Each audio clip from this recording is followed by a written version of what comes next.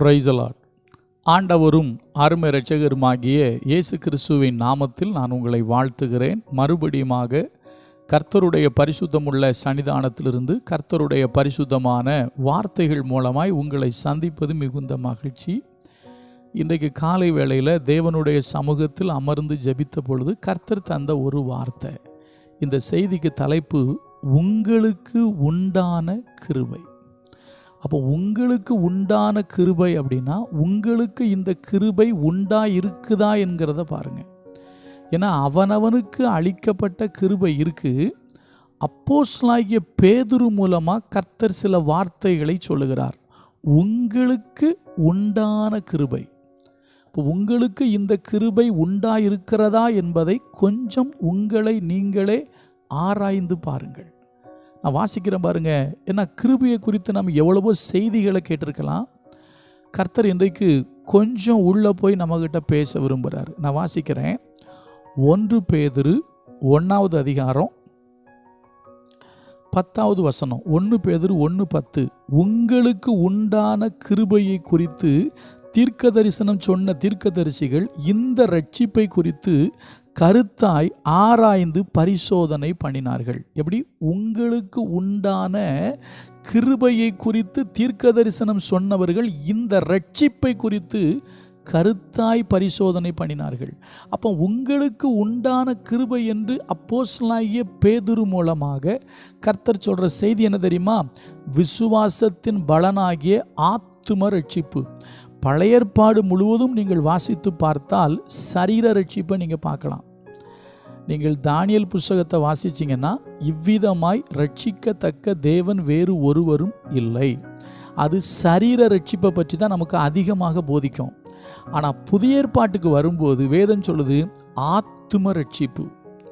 கிறிஸ்தவர்களாக இருந்தால் ரட்சிப்பின் அனுபவத்தில் வாழ வேண்டும். அவங்க தான் உண்மையான கிறிஸ்தவர்கள். பிறப்பின் அடிப்படையில் மாத்திரம் நாம் கிறிஸ்தவர்கள் அல்ல, ரட்சிக்கப்பட்ட கிறிஸ்தவங்களாக இருக்கணும். ரட்சிக்கப்படுறது தான் அவர் சொல்கிறாரு உங்களுக்கு உண்டான கிருபையை குறித்து. அப்போ இந்த கிருபை உங்களுக்கு உண்டாயிருக்கிறதா? உங்களுக்கு கிடைத்திருக்கிறதா? இந்த கிருபையை நீங்கள் பெற்றிருக்கிறீர்களா? கொஞ்சம் யோசித்து பாருங்கள். மரியாள் இருந்த வீட்டுக்குள் தூதன் வந்து இப்படி ஒரு வார்த்தையை சொன்னார், கிருபை பெற்றவளே வாழ்க என்று சொல்லி. இப்போ கொஞ்சம் யோசிங்க. நீங்களும் நானும் கிருபை பெற்றவர்களாக இருக்கிறோமா? என்ன கிருபை? ரட்சிப்பு என்கிற கிருபை, ஆத்தும ரட்சிப்பு என்கிற கிருபை நமக்கு உண்டாயிருக்கிறதா? நம்ம குடும்பத்துக்கு உண்டாயிருக்கிறதா? நீங்கள் அதை பெற்றிருக்கிறீர்களா? கொஞ்சம் யோசிங்க. ரொம்ப அழகா கர்த்தர் பேதுரு மூலமாக இந்த வார்த்தையை சொல்கிறாரு. உங்களுக்கு உண்டான கிருபையை குறித்து தீர்க்க தரிசனம் சொன்னவர்கள் இந்த ரட்சிப்பை குறித்து.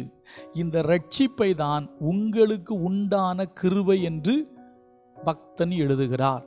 இப்போ நீங்களும் நானும் யோசித்து பார்ப்போம். இந்த கிருபை நமக்கு உண்டாயிருக்கிறதா? நோவாவுக்கு அவருடைய கண்களில் கிருபை கிடைத்தது. அதனால் நோவாவின் குடும்பம் அழிவுக்கு தப்புவிக்கப்பட்டது. சரியா?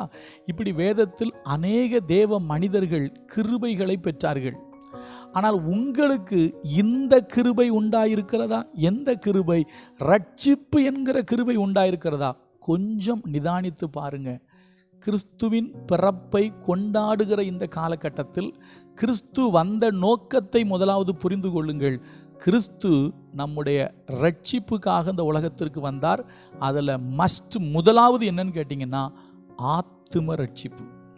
இந்த ஆத்தும ரட்சிப்பை நீங்கள் பெற்றிருந்தீங்கன்னா நீங்கள் உண்மையாகவே நீங்கள் கொண்டாடுகிற கிறிஸ்மஸ் அது மிகுந்த பயனுள்ளதாக இருக்கும். நீங்கள் கிறிஸ்து பிறந்த கிறிஸ்து வந்த நோக்கத்தை நீங்களே இன்னும் அடையலை.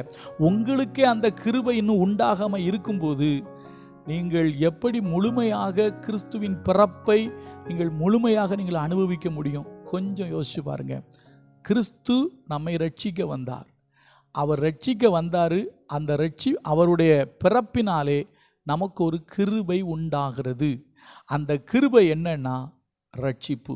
நீங்களும் நானும் இயேசு கிறிஸ்துவின் இரத்தத்தால் கழுவப்பட்டு பரிசுத்தமாக்கப்பட்ட ஒரு உண்மையான கிறிஸ்தவர்களாக, ரட்சிக்கப்பட்ட கிறிஸ்தவங்களாக இருக்கணும். அதுதான் உங்களுக்கும் எனக்கும் உண்டான கிருபை.